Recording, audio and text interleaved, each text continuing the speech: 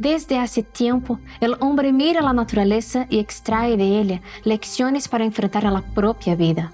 Los antiguos egipcios, por ejemplo, ya veían en la metamorfosis de la mariposa un poderoso símbolo de cambio, resistencia y renovación. La verdad es que todos crecemos, nos desarrollamos y maduramos, y con los insectos no es diferente. En la naturaleza todo está en constante cambio, y pocos seres representan esta transformación de una manera tan fascinante como los insectos. Su ciclo de vida es una verdadera danza de renovación, un espectáculo que sostiene la armonía de los ecosistemas. En este episodio vamos a entender el increíble ciclo de vida de los insectos y su asombrosa capacidad de migrar en busca de mejores condiciones de vida.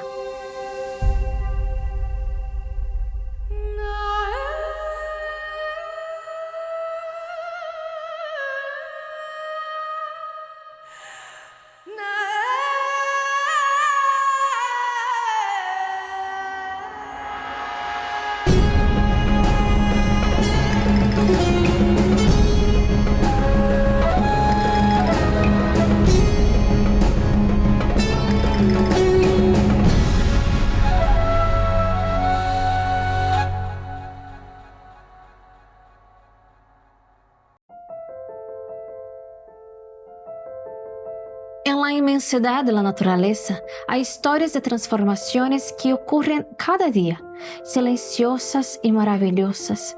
Entre hojas, troncos, ríos y suelos, los insectos viven un ciclo de vida fascinante, donde cada fase es una preparación para la próxima. Todo comienza con un pequeño huevo, muchas veces casi imperceptible a los ojos humanos. Ese es el inicio de una nueva existencia, un instante de promesa. Algunos se depositan en hojas, otros en el suelo o incluso dentro de troncos y cuerpos de otros animales. Cuando llega el momento justo, la cáscara se rompe y un insecto emerge, listo para crecer y desarrollarse. Los insectos sufren transformaciones, atraviesan un ciclo vital. Como he mencionado, tienen un exoesqueleto. Ese esqueleto no está dentro de su cuerpo, está afuera de su cuerpo. Así que cuando necesita crecer, necesita cambiar este esqueleto, porque el esqueleto está limitando su crecimiento. Cambiar el esqueleto, este exoesqueleto, es parte de un proceso llamado ecdisis. Ecdisis es el nombre que recibe el proceso de cambiar la vieja cáscara por una nueva, que es el exoesqueleto. A menudo vemos cigarras que a menudo dejan un pequeño caparazón colgando de un árbol. Eso era una cigarra porque la nueva ya ha abandonado ese viejo tegumento. Este pequeño caparazón se llama exuvia, que ya no es su antiguo esqueleto porque ahora tiene uno nuevo. Cuando el insecto cambia de piel, cumple un ciclo vital. El ciclo vital es la transformación que sufre el insecto.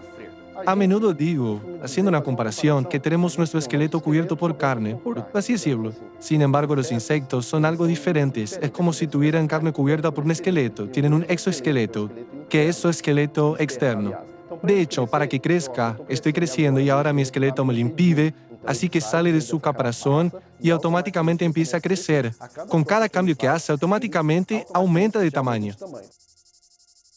Existen tres tipos de desarrollo de los insectos. El primero se refiere a los insectos que no pasan por metamorfosis, llamados insectos ametábolos. Nacen en una forma muy similar a la del adulto, solo más pequeños. Con el tiempo pasan por transformaciones para crecer, pero sin cambios drásticos en su apariencia, como las polillas. El segundo tipo es la metamorfosis incompleta, donde el insecto pasa por tres estadios: huevo, ninfa y adulto, siendo que la ninfa se parece con la forma adulta, pero es más pequeña. Los grillos y los insectos palos son gran ejemplos de este tipo de metamorfosis, como podemos ver en el planeta Insecto y en el proyecto Selva Viva. Mário, ¿cuál es la diferencia entre este insecto palo que encontramos en este receptáculo y este otro? La diferencia aquí en estas dos cajas, estos dos terrarios, de hecho es solo que aquí son ninfas, a la derecha son la etapa juvenil y ahí tenemos los adultos.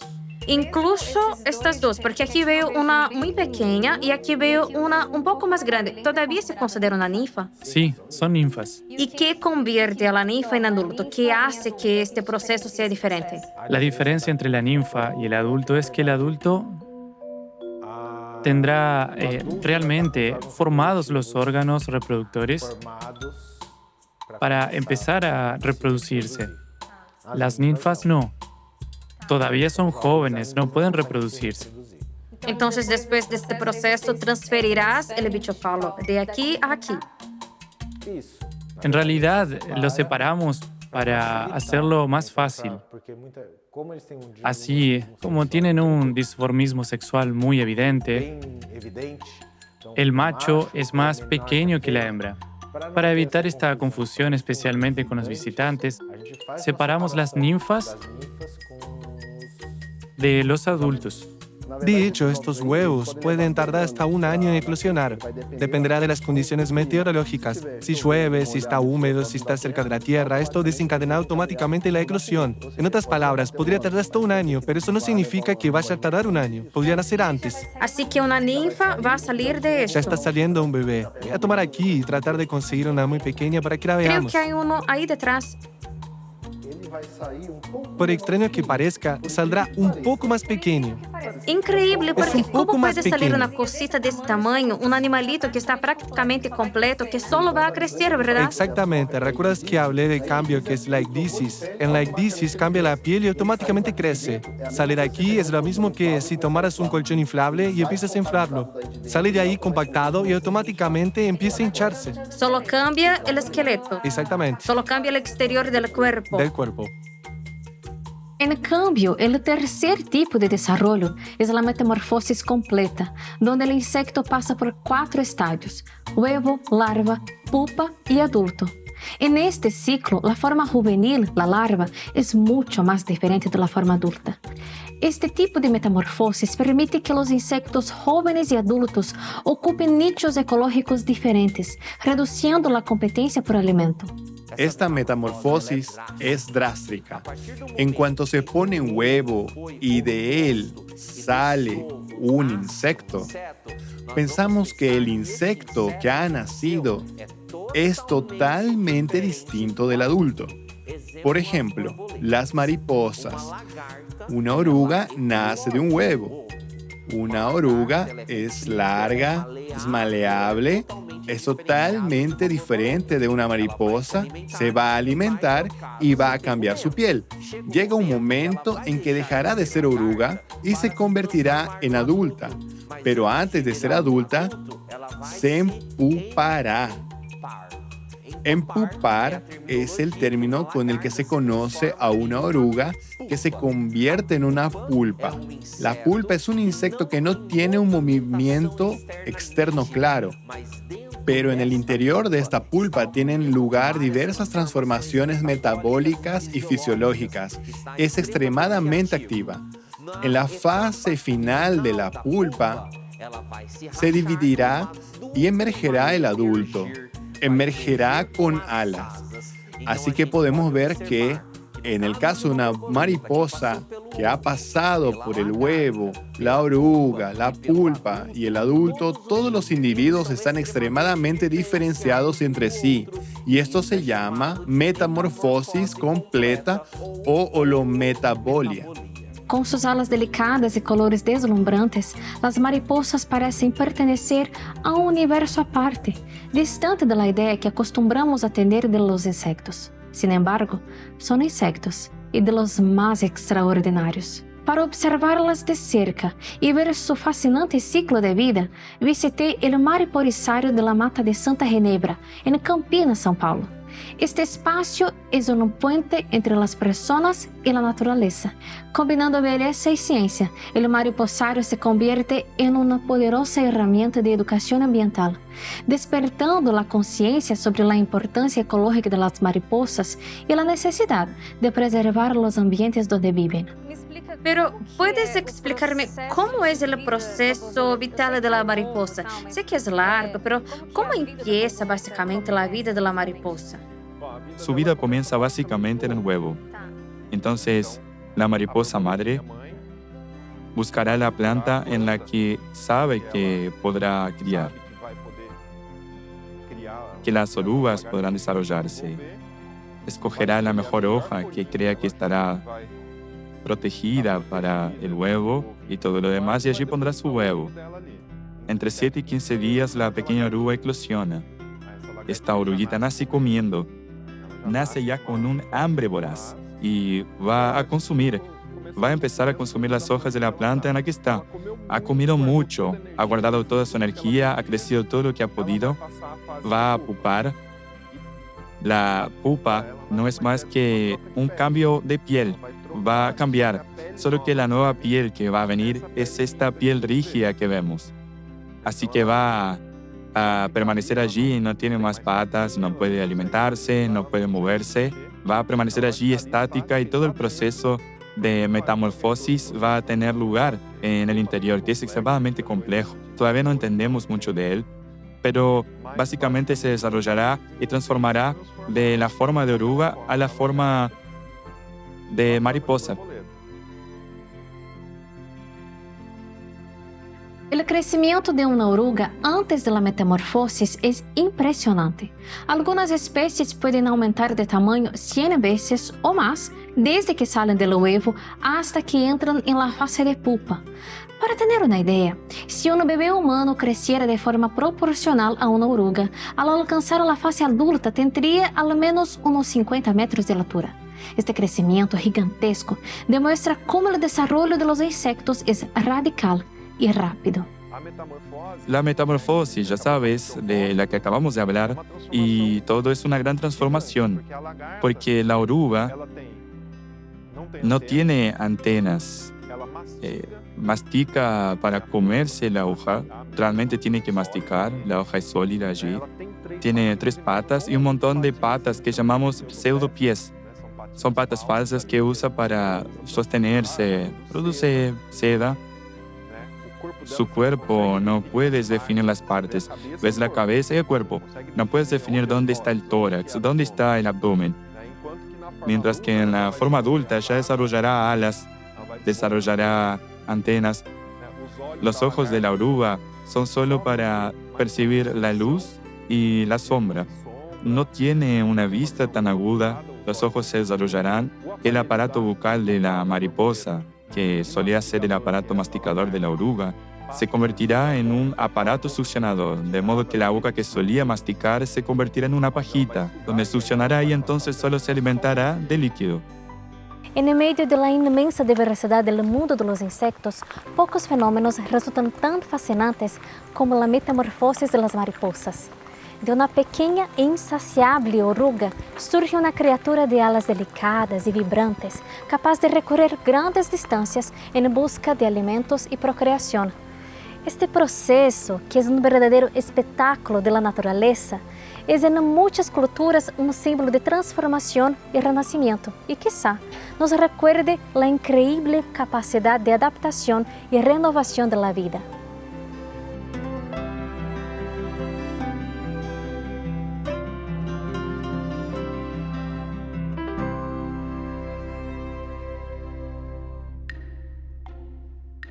¿Las mariposas tienen plantas específicas? ¿Les gustan determinadas plantas? Sí, la mariposa tiene una característica muy importante y es que cada mariposa tiene su propia planta para poner sus huevos. Así que una mariposa que pone sus huevos en la maracuyá solo pondrá sus huevos en la maracuyá.